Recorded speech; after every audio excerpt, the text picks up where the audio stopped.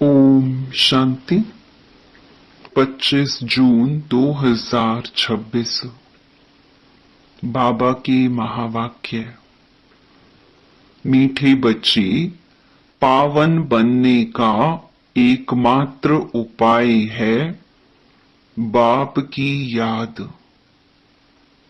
याद की मेहनत ही अंत में काम आएगी। प्रश्न: संगम पर कौन सा तिलक दो तो स्वर्ग की राजाई का तिलक मिल जाएगा? उत्तर: संगम पर यही तिलक दो कि हम आत्मा बिंदी हैं, हम शरीर नहीं। अंदर में यही घोटते रहो कि हम आत्मा हैं, हमें बाप से वर्षा लेना है। बाबा भी बिंदी है, हम भी बिंदी हैं। इस तिलक से स्वर्ग की राजाई का तिलक प्राप्त होगा। बाबा कहते हैं, मैं गारंटी करता हूं, तुम याद करो तो आधा कल्प के लिए रोने से छूट जाएंगे। ओम शांति। यह फूरना चाहिए कि मुझ आत्मा को बाप को जरूर याद करना है, तब पावन बन सकते हैं। मेहनत जो कुछ है वह यही है। जो मेहनत बच्चों से पहुंचती नहीं है। माया बहुत हैरान करती है। एक बाप की याद भुला देती है, दूसरे की याद आ जाती है। बाप अथवा साजन को याद नहीं करते हैं। ऐसे साजन को तो कम से कम 8 घंटा याद करने की सर्विस देनी है, अर्थात साजन को मदद देनी है याद करने की। अथवा बच्चों को बाप को याद करना चाहिए। यह है बहुत बड़ी मेहनत। गीता में भी है, मन मना भव। बाप को याद करते रहो, उठते बैठते चलते फिरते एक बाप को ही याद करते रहो और कुछ नहीं।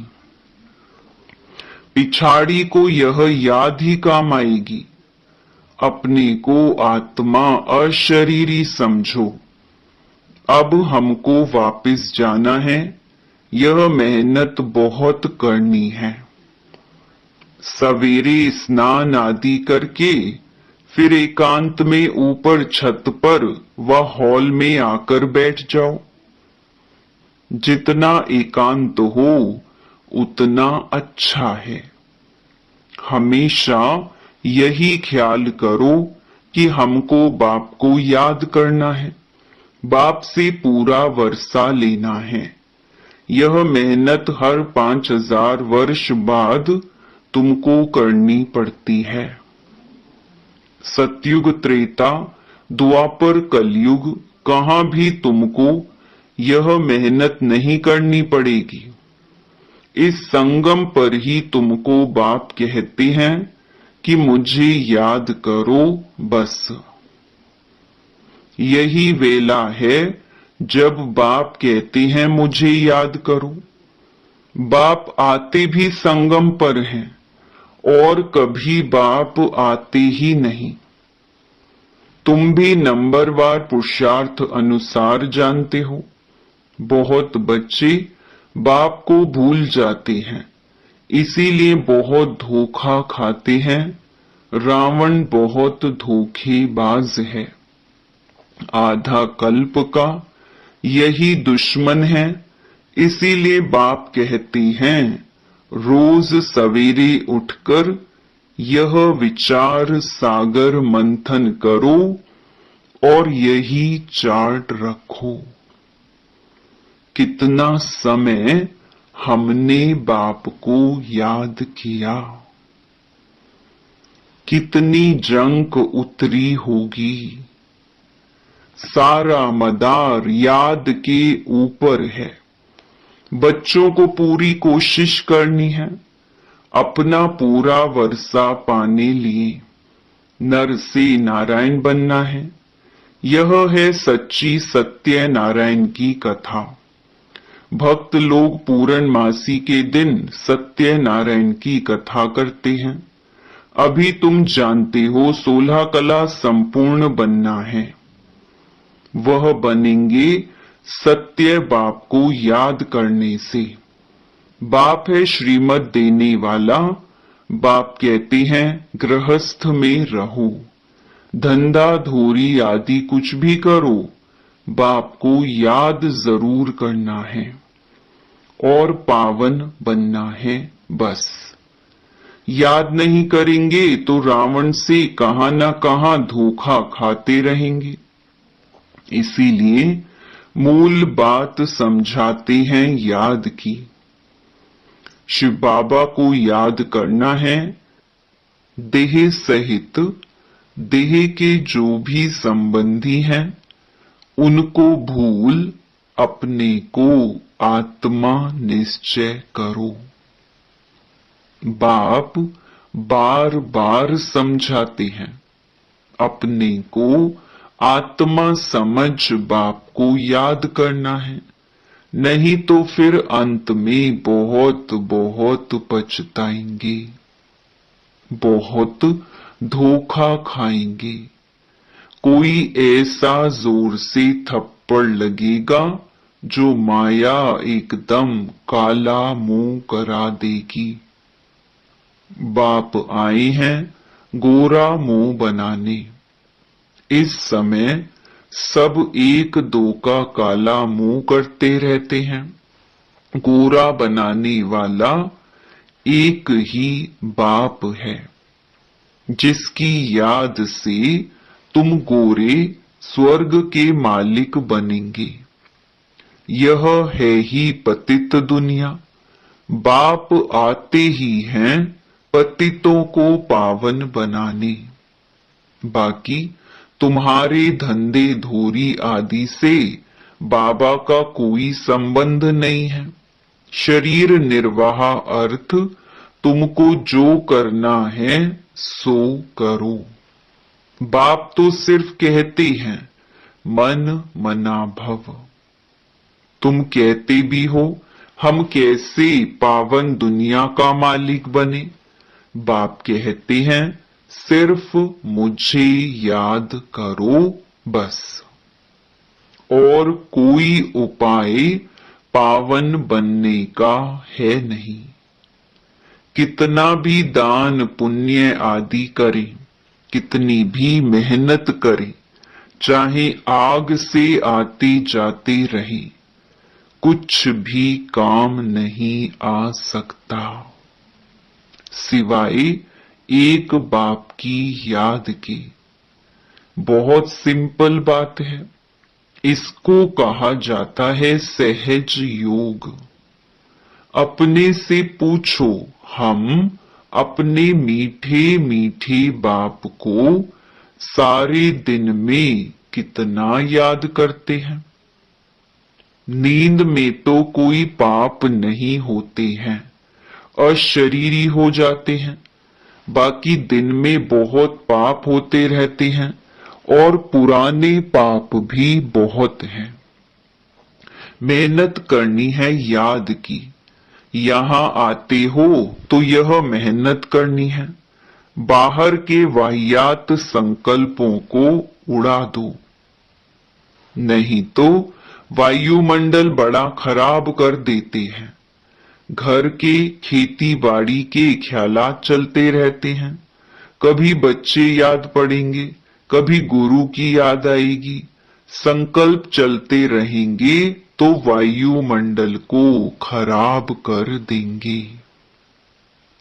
मेहनत नहीं करने वाले विघ्न डालते हैं। यह इतनी महीन बातें हैं, तुम भी अभी जानते हो, फिर कभी नहीं जानेंगे। बाप अभी ही वर्षा देते हैं, फिर आधा कल्प के लिए निश्चिंत हो जाते हैं। लौकिक बाप के फुरने माना ख्यालात और बेहद बाप के फुरने में कितना अंतर है।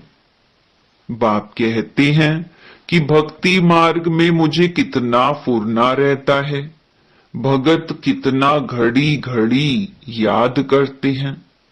सतयुग में कोई भी याद नहीं करते। बाप कहते हैं कि तुमको इतना सुख देता हूं जो तुमको मुझे वहां याद करने की दरकार ही नहीं रहेगी। हम जानते हैं हमारे बच्चे सुख धाम शांति धाम में बैठे हैं, दूसरा कोई मनुष्य समझ ना सके। ऐसे बाप में निश्चय बुद्धि होने में माया विघ्न डालती है। बाप कहते हैं कि सिर्फ मुझे याद करो तो तुम्हारे में जो अलॉय पड़ गई है, चांदी तांबा लोहा, वह निकल जाएगी।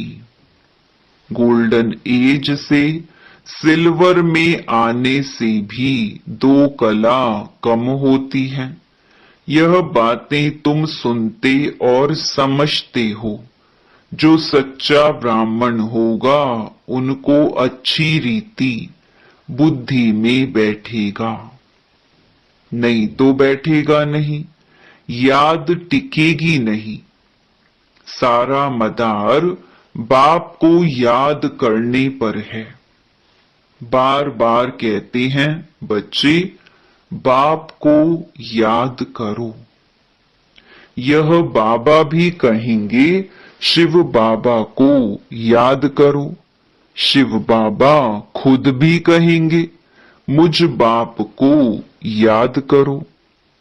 आत्माओं को कहते हैं हे बच्चों। वह निराकार परमात्मा भी आत्माओं को कहेंगे। मूल बात ही यह है।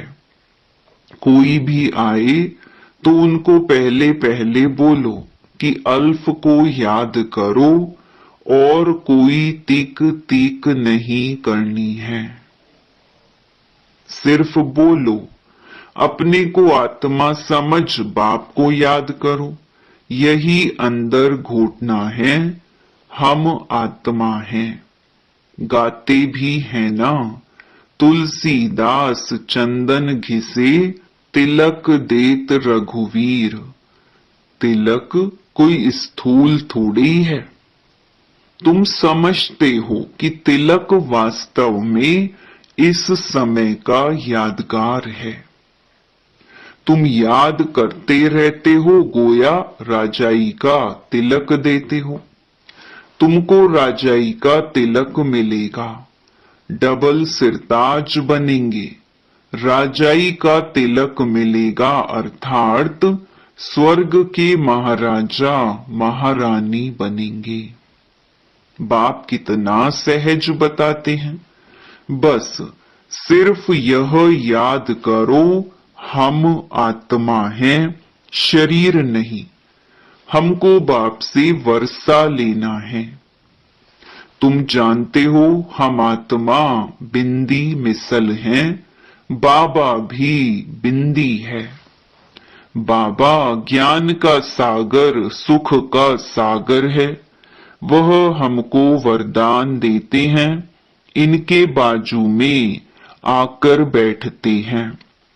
गुरु अपने शिष्य को बाजू में बिठाए सिखाते हैं। यह भी बाजू में बैठे हैं, बच्चों को सिर्फ कहते हैं अपने को आत्मा समझो। मां में कम याद करो।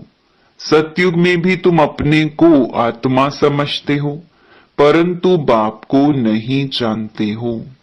हम आत्मा शरीर छोड़ते हैं, फिर दूसरा लेना है।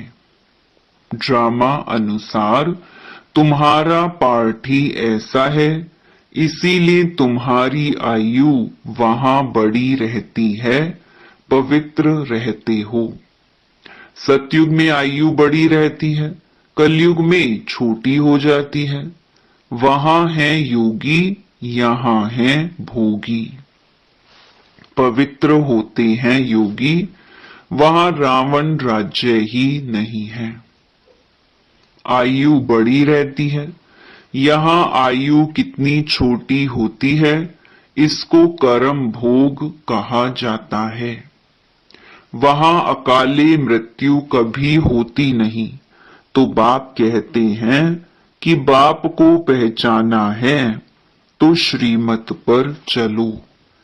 एक बाप को याद करो, अपने को आत्मा समझो। हमको अब जाना है, यह शरीर छोड़ना है, बाकी टाइम सर्विस में लगाना है। तुम बच्चे बहुत गरीब हो, इसीलिए बाप को तरस पड़ता है। तुम बूढ़ियों कुब्जाओं आदि को कोई तकलीफ नहीं देते हैं। बूढ़ी को कुब्जा कहा जाता है, बूढ़ियों को समझाया जाता है बाप को याद करो। तुमसे कोई पूछे कहाँ जाती हो, बोलो गीता पाठशाला में जाती हैं। बच्चे प्रदर्शनी आदि पर कितना खर्चा करते हैं, लिखते भी हैं फलाना अच्छा प्रभावित हुआ, परंतु बाबा कहते हैं एक भी ऐसे नहीं लिखता कि बरोबर इस समय बेहद का बाप इस ब्रह्मा तन में आया हुआ है, उससे ही स्वर्ग का वर्षा मिल सकता है। बाबा समझ जाते हैं कि एक को भी निश्चय नहीं हुआ है, सिर्फ प्रभावित होते हैं। यह ज्ञान बहुत अच्छा है, सीढ़ी ठीक रीति से दिखाई है, परंतु खुद योग में रहे तमो प्रधान से सतो प्रधान बने वह नहीं करते। सिर्फ कहते हैं समझानी बहुत अच्छी है परमात्मा से वर्षा पाने की, परंतु खुद पाए वह नहीं, कुछ भी पुरुषार्थ नहीं करते हैं, प्रजा ढेर बनेगी। बाकी राजा बने वह मेहनत है। हर एक अपनी दिल से पूछे कि हम कहां तक बाप की याद में हर्षित रहते हैं। हम फिर से सो देवता बनते हैं। ऐसे ऐसे अपने साथ एकांत में बैठ बातें करो, ट्राई करके देखो। बाप को याद करते रहो तो बाप गारंटी देते हैं तुम आधा कल्प कभी रोएंगे नहीं। अभी तुम कहते हो बाबा आकर हमको रावण माया पर जीत पहनाते हैं। जो जितनी मेहनत करते हैं अपने लिए ही करते हैं। फिर तुम आएंगे नई दुनिया में, पुरानी दुनिया का हिसाब किताब भी चुकतू करना है, जबकि तुमको तमो प्रधान से सतो प्रधान बनना है। पावन बनने की युक्ति भी बताते हैं। यह है कयामत का समय, सबका विनाश होना है, नई दुनिया की स्थापना होनी है।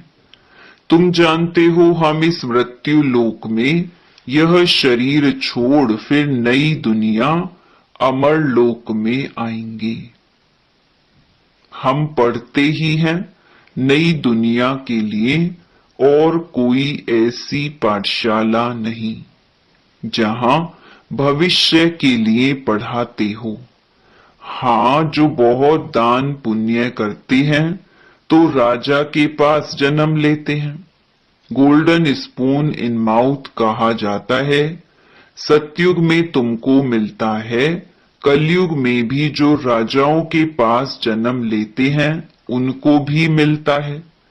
फिर भी यहाँ तो अनेक प्रकार के दुख रहते हैं। तुमको तो भविष्य 21 जन्म के लिए कोई दुख नहीं होगा, कभी बीमार नहीं पड़ेंगे। गोल्डन स्पून इन स्वर्ग। यहाँ है अल्पकाल के लिए राजाई, तुम्हारी है 21 जन्म के लिए। बुद्धि से अच्छी रीति काम लेना है, फिर समझाना है। ऐसे नहीं कि भक्ति मार्ग में राजा नहीं बन सकते हैं। कोई कॉलेज अथवा हॉस्पिटल बनाते हैं तो उनको भी एवजा मिलता है। हॉस्पिटल बनाते हैं तो दूसरे जन्म में अच्छी तंदुरुस्ती रहेगी। कहते हैं ना, इनको सारी आयु में बुखार भी नहीं हुआ। बड़ी आयु होती है, बहुत दान आदि किया है, हॉस्पिटल आदि बनाते हैं, तब आयु बढ़ती है। यहाँ तो योग से तुम एवर हेल्दी वेल्दी बनते हो। योग से तुम 21 जन्म के लिए शफा पाते हो। यह तो बहुत बड़ी हॉस्पिटल, बहुत बड़ी कॉलेज है। बाप हर बात अच्छी रीति समझाते हैं। बाप कहते हैं, जिसको जहां मजा आए, जहां दिल लगे, वहां जाकर पढ़ाई पढ़ सकते हैं। ऐसे नहीं कि हमारे सेंटर पर आए, इनके पास क्यों जाते हैं। नहीं, जिसको जहां चाहिए वहां जाए। बात तो एक ही है, मुरली तो पढ़कर सुनाते हैं। वह मुरली यहां से जाती है, फिर कोई विस्तार से अच्छा समझाते हैं, कोई सिर्फ पढ़कर सुनाते हैं। भाषण करने वाले अच्छी ललकार करते होंगे।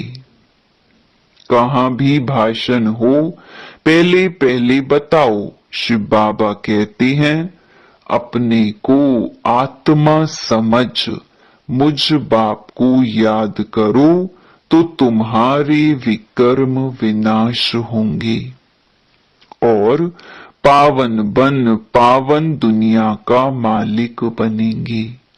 कितना सहज समझाते हैं। अच्छा, मीठे मीठे सिकी लधे बच्चों प्रति मात पिता बाप दादा का याद प्यार और गुड मॉर्निंग। रूहानी बाप की रूहानी बच्चों को नमस्ते। धारणा के लिए मुख्य सार। पहला, बाहर के वाहियात व्यर्थ ख्यालातों को छोड़ एकांत में बैठ याद की मेहनत करनी है। सवेरे सवेरे उठकर विचार सागर मंथन करना और अपना चार्ट देखना है। दूसरा, जैसे भक्ति में दान पुण्य का महत्व है, ऐसे ज्ञान मार्ग में याद का महत्व है। याद से आत्मा को एवर हेल्दी वेल्दी बनाना है। अशरीरी रहने का अभ्यास करना है। वरदान, कंबाइंड रूप की सेवा द्वारा आत्माओं को समीप संबंध में लाने वाले कंबाइंड रूपधारी भव। सिर्फ आवाज द्वारा सेवा करने से प्रजा बनती जा रही है, लेकिन आवाज से परे स्थिति में स्थित हो, फिर आवाज में आओ, अव्यक्त स्थिति और फिर आवाज। ऐसे कंबाइंड रूप की सेवा वारिस बनाएगी। आवाज द्वारा प्रभावित हुई आत्माएं अनेक आवाज सुनने से आवागमन में आ जाती हैं, लेकिन कंबाइंड रूपधारी बन कंबाइंड रूप की सेवा करो तो उन पर किसी भी रूप का प्रभाव पड़ नहीं सकता। स्लोगन: साधनों में बेहद के वैराग्य वृत्ति की साधना मर्ज होने ना दो। यह व्यक्त इशारे सदा हर्षित रहने के लिए अपनी नेचर को सरल बनाओ, सहनशील बनो।